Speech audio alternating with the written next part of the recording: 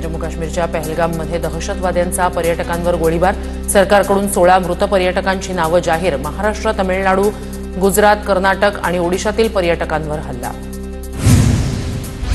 पहलगाममधल्या दहशतवादी हल्ल्यात महाराष्ट्रातील 4 जणांचा मृत्यू, अतुल मोने, संजय लेले आणि दिलीप डिसले, हेमंत जोशी यांचा मृत्यू।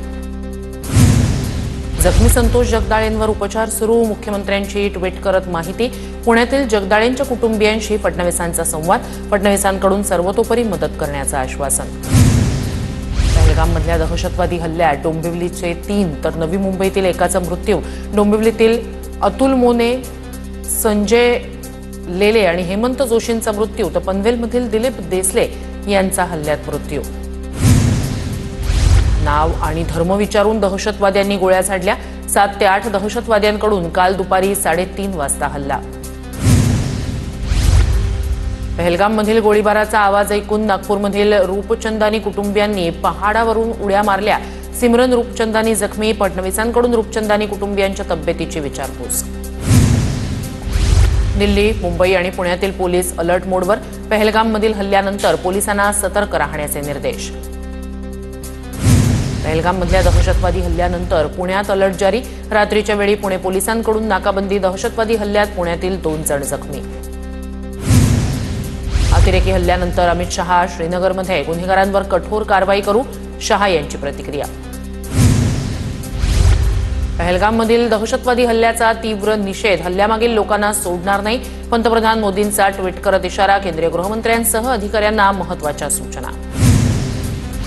राज ठाकरेंनंतर उद्धव ठाकरेही कुटुंबियांसोबत परदेश दौऱ्यावर, 4 मे रोजी ठाकरे भारतात परतणार, दोन्ही भाऊ मुंबईत परत आल्यानंतरच युतीच्या चर्चांना गती मिळणार। ठाकरे बंधूंनी एकत्र येण्यासाठी कार्यकर्ते आग्रही, अभिनंदन ठाकरे बंधूंनो, लवकर एकत्र या, मनापासून एकत्र या, पार्ले पंचमतर्फे शिवसेना भवनासह कलानगर परिसरात बॅनरबाजी। राजकारणामुळे नाती तुटत नसतात, ठाकरे बंधूंच्या युतीचा विषय जिवंतच राहणार, राज ठाकरेंसोबत युतीसाठी उद्धव ठाकरे कमालीचे सकारात्मक, संजय राऊतांकडून स्पष्ट।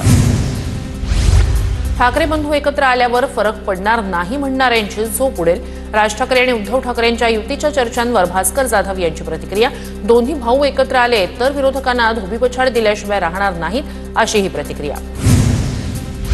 बारामतीमधील विद्या प्रतिष्ठानच्या बैठकीसाठी शरद पवार, सुनेत्रा पवार आणि युगेंद्र पवार एकत्र, युगेंद्र पवारांच्या वाढदिवसानिमित्तानं सुनेत्रा पवार यांनी दिल्या शुभेच्छा। जनतेच्या कामासाठी सरकार प्रतिनिधींशी बोलणं चुकीचं नाही, अजित पवार आणि सुनेत्रा पवारांसोबतच्या बैठकीवर शरद पवार यांची प्रतिक्रिया।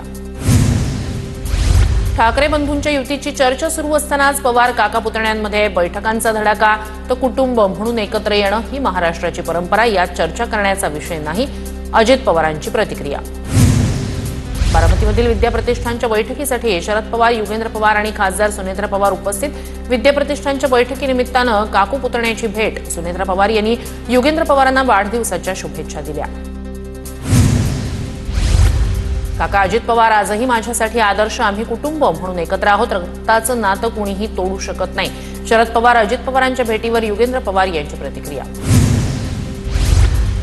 पवार दादांच्या भेटीचा राजकीय अर्थ काढू नका, दोघांमधील भेटीत युतीच्या कोणत्याही चर्चा नाहीत, अजित पवार शरद पवार भेटीवर प्रफुल्ल पटेल यांची प्रतिक्रिया। नंदुरबार जिल्ह्यात जलजीवन मिशन योजनेचं काम रखडलं, निधी नसल्यानं काम अर्थवट। नंदुरबार जिल्ह्यात पपई काढणी शेवटच्या टप्प्यात, पपईच्या दरात घसरण झाल्यानं शेतकरी आर्थिक संकटात।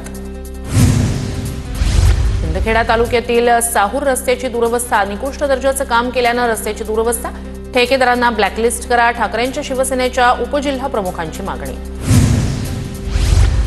राज्यातील 60,000 ग्रामपंचायतींमधील कर्मचारी संपावर जाणार, जवळपास 27,000 कर्मचारी 2 दिवस संपावर जाणार, ग्रामपंचायत कर्मचाऱ्यांना वेतन वाढवून दर महिन्याला वेतन देण्याची मागणी।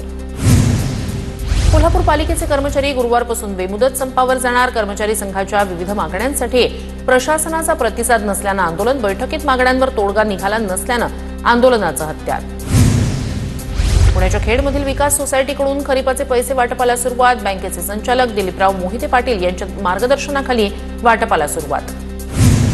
जळगावमधील गाडेगावच्या सुप्रीम कंपनीजवळ 15 ते 20 अर्धनग्न तरुणांची गाड्या अडवून गाड्यांवर दगडफेक, वाहनांच्या काचा फुटल्यानं वाहनांचं मोठं नुकसान, नागरिकांची पोलिसात तक्रार दाखल, ग्रामस्थांमध्ये भीतीचं वातावरण.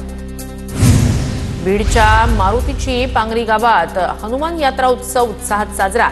अनवाणी कावड आणण्याची शेकडो वर्षांची परंपरा, दर्शनासाठी भाविकांची मोठी गर्दी.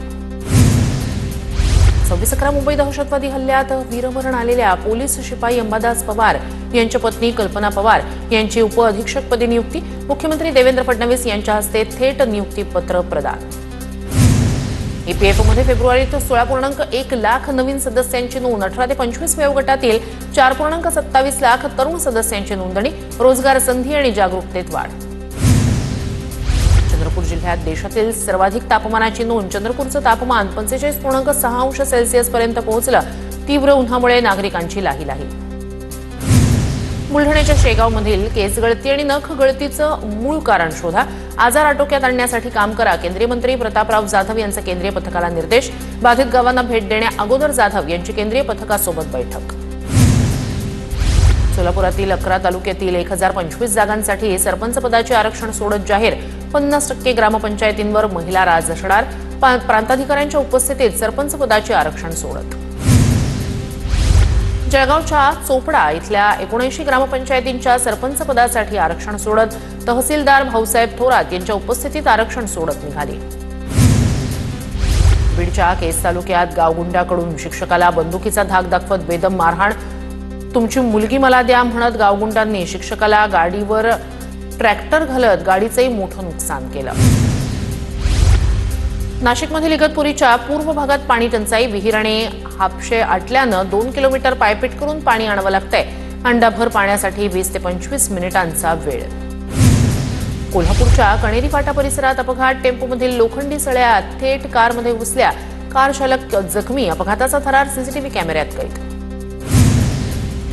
आदिवासी पाड्यांवर 8 दिवसात पाणी पोहोचवा. 8 दिवसात पाणी न पोहोचल्यास गुलाबराव पाटील यांच्या मुंबईतील बंगल्यावर हंडा मोर्चा काढणार.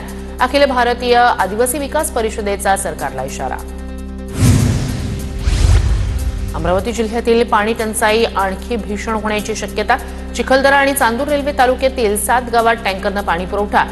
कोहना गावातील नागरिकांचं पाणी भरण्यासाठी जात आहेत दिवसातले 6 तास. जालन्याच्या फत्तेपूर गावात प्रियकराच्या घरी जाऊन तरुणीची आत्महत्या. आरोपीकडून बदनामी करण्याची धमकी दिल्यानं तरुणीची आत्महत्या. 5 जणांविरोधात आत्महत्येस प्रवृत्त केल्याप्रकरणी गुन्हा दाखल. बीडमध्ये मारहाण झालेल्या ज्ञानेश्वरी अंजांविरोधात ग्रामस्थ एकवटले. बीडच्या पोलीस अधीक्षक कार्यालयाबाहेर ग्रामस्थांसाठी या. ज्ञानेश्वरी अंजान यांनीच त्रास दिल्याचा ग्रामस्थांचा आरोप. अंबाजोगाईतील महिला वकील मारहाण प्रकरणी आरोपी सरपंच आणि त्याच्या नातेवाईकांकडून बिनबुडाचे आरोप. पीडितेची प्रतिक्रिया. तर पत्रकार परिषद घेऊन आरोपांना उत्तर देणार. पीडिता ज्ञानेश्वरी अंजान यांचा इशारा. सोलापुरातील डॉक्टर शिरीष वळसंकर आत्महत्येप्रकरणी मुलाचे आणि सुनेचे जबाब नोंदवले. अधिकार कमी केल्यानं मुसळे मानेनं वळसंकर यांच्याशी वाद घातला. सूत्रांची माहिती. मनीषा मुसळे माने हिनं आत्महत्या करण्याची धमकीही दिल्याची सूत्रांची माहिती. मंत्री नरहरी झिरवाळ यांचा लहानपणीच्या मित्राला हेलिकॉप्टर दाखवतानाचा व्हिडिओ व्हायरल. झिरवाळ वनारेमध्ये हेलिकॉप्टरमधून आल्यानंतर शाळेतील मित्र अचानक भेटला. नाशिक पालिकेनं जमीनदोस्त केलेल्या अनधिकृत धार्मिक स्थळाची हुसेन दलवाईंकडून पाहणी. दर्ग्याच्या पाहणीसाठी जाताना पोलिसांनी अडवलं. पोलिसांचा मोठा बंदोबस्त. गडचिरोलीत धानाच्या अफरातफर प्रकरणी कुरखेडा उपप्रादेशिक व्यवस्थापन मुरलीधर बावणे निलंबित. आदिवासी विकास महामंडळाच्या व्यवस्थापकीय संचालक लीना बनसोड यांनी काढला आदेश. अंबड आणि घनसावंगीमधील शेतकऱ्यांचं अनुदान अधिकारी आणि कर्मचाऱ्यांनी लाटलं. जिल्हाधिकाऱ्यांनी नियुक्त केलेल्या समितीचा अहवाल समोर. 57 कोटी रुपयांचं अनुदान लाटल्याचं समोर. मुस्लिम संतांची वक्फ बोर्डाकडील जमीन परत द्या. भाजप आमदार विक्रमसिंह पाचपुते यांचं मुख्यमंत्री फडणवीसांना पत्र. शेख मोहम्मद बाबा दर्गा ट्रस्टचा मागणीला दुजोरा. ट्रस्टकडून अहिल्यानगरच्या जिल्हाधिकाऱ्यांना निवेदन. जळगावात तापमानाचा पारा 43 अंशांवर पोहोचला. पालिकेकडून कूलिंग फॉगिंग मशीनच्या माध्यमातून फवारणी.